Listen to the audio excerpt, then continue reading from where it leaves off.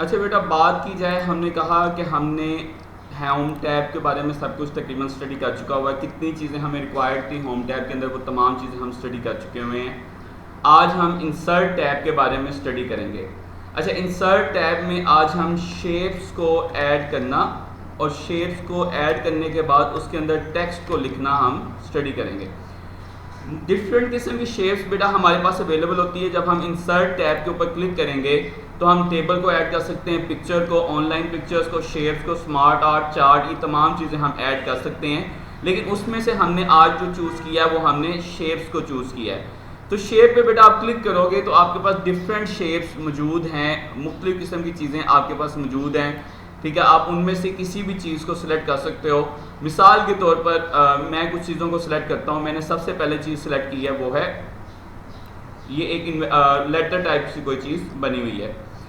अच्छा, इस letter type की चीज़ को बेटा मैं मूव कर सकता हूँ, यानी कि घुमा सकता हूँ किसी भी एंगल पे। अगर मेरा दिल करे मैं इसको उस एंगल के अंदर इसको घुमा सकता हूँ। घुमाने का तरीकाकार क्या है, ये छोटा सा जो इसको हम सेलेक्ट करेंगे, ये छोटा जो रोटेशन सर्कल सा बना हुआ है, इसको पकड़ के आप इसको किसी भी एंगल में घुमा सकते हैं। अच्छा, उसके बाद मैं इसका साइज़ बढ़ा सकता हूँ या छोटा कर सकता हूँ। उसके लिए क्या है, अगर मैंने मतलब किसी भी डायगोनल पोजीशन कॉर्नर से पकड़ लूँगा तो लेंथ में भी और हाइट में भी दोनों तरह से इसका साइज़ में कम या ज़्यादा कर सकता हूँ। लेकिन उसके अलावा बेटा ये सर्कल स्क्वेयर्स बने हुए हैं, आप इन स्क्वेयर्स को पकड़ के किसी एक डायरेक्शन में भी साइज़ को कम या ज़्यादा कर सकते हो। आपको जहाँ पे उसका साइज़ मुनासिब लगे आप उसको उस साइज़ के अंदर एडजस्ट कर सकते हो। अच्छा, शेप ऐड करने के बाद हम उस शेप को कहीं पे भी मूव कर सकते हैं, वो चाहे तो किसी भी एंगल में उस शेप को हम मूव कर दें। अच्छा बेटा, शेप को हमने मूव भी कर लिया। अब उसके अलावा बात की जाए तो ये बेटा शेप्स को फिल किस तरीके से करना है, यानी कि शेप के अंदर का कलर क्या होना चाहिए। ये देखो हमारे पास ऑप्शन है शेप फिल की। आप शेप के अंदर का कलर क्या रखना चाहते हैं, बिल्कुल वाइट रखना चाह रहे हैं, उसको किसी लाइट से कोई सा भी कलर देना चाह रहे हैं, वो तमाम आप कलरिंग और शेप्स के कलर आप अप्लाई कर सकते हैं।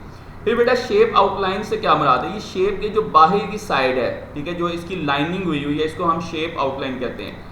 पिक्चर को क्लिक करके डबल क्लिक करेंगे तो उसके बाद बेटा शेप आउटलाइन में आपने आना है। शेप आउटलाइन पे आप क्लिक करोगे तो आप किसी भी किस्म की शेप आउटलाइनिंग कर सकते हो। मिसाल के तौर पे बेटा मैं इसको ब्लैक कलर की शेप आउटलाइन कर देता हूँ। अब शेप्स को आउटलाइन करने के बाद अगला हमारा स्टेप क्या है, अगले स्टेप में हमने अब दिल कर रहा है कि ये जो शेप को हमने आउटलाइन की है इसकी वेटेज ज़्यादा हो, यानी कि ये ज़्यादा गहरा नज़र आए।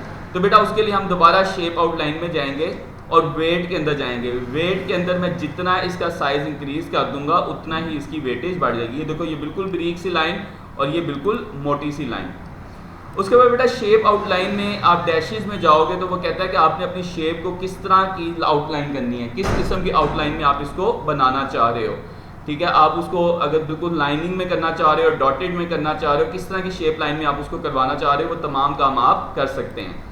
शेप आउटलाइन के बाद बेटा तीसरा स्टेप हमारा शेप इफेक्ट्स का है। शेप इफेक्ट्स में हम उसको कोई सा भी शेड दे सकते हैं, यानी कि वो उसके किसी भी किस्म का शेडो इफेक्ट उसके ऊपर अप्लाई करना चाहें तो किसी भी किस्म का हम शेडो इफेक्ट उसके ऊपर अप्लाई कर सकते हैं। वो कोई भी रिफ्लेक्शन हो सकता है, ग्लोइंग शेडो इफेक्ट हो सकता है, कोई भी शेडो इफेक्ट आप उसके ऊपर अप्लाई करके उसको अपने लिहाज से एडजस्ट कर सकते हैं।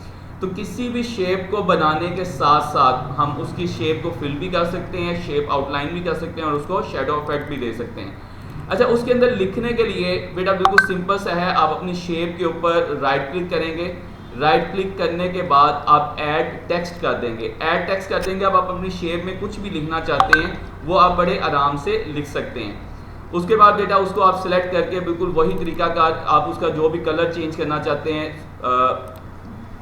जो भी उसको टेक्स्ट का कलर देना चाह रहे हैं, ब्लैक कलर करना चाह रहे हैं, उसका टेक्स्ट का साइज़ जो भी रखवाना चाह रहे हैं वो तमाम आप टेक्स्ट का साइज़ रखवा सकते हैं। ठीक है, उसको आपने लेफ्ट लाइन करना है, राइट लाइन करना है, सेंटर लाइन करना है, जिस तरह मर्जी आप सेंटर लाइन जस्टिफाई सब कुछ आप उसके साथ कर सकते हैं। तो बेटा उसके बाद लास्ट हमारी चीज़, हमने टेक्स्ट को भी लिख लिया। अब हम टेक्स्ट की अलाइनमेंट, अगर आपका दिल कर रहा है कि टेक्स्ट जो सा है वो 90 डिग्री पे शो हो, ठीक है, तो आप उसकी टेक्स्ट की डायरेक्शन भी चेंज कर सकते हैं। आप जिस डायरेक्शन में टेक्स्ट को लिखवाना चाह रहे हैं आप उस डायरेक्शन के अंदर टेक्स्ट को लिखवा सकते हैं। टॉप पे लिखवाना चाह रहे हैं टॉप पे लिखवा लें, मिडल में लिखवाना है मिडल में लिखवा लें, बिल्कुल बॉटम में लिखना है बिल्कुल बॉटम में लिख लें। तो ये तमाम काम हम एक पिक्चर को ऐड करने के बाद टेक्स्ट उसके अंदर अप्लाई कर सकते हैं। टेक्स्ट लिखने के बाद बेटा उसके अंदर तमाम चीज़ें हम ये सब कुछ कर सकते हैं।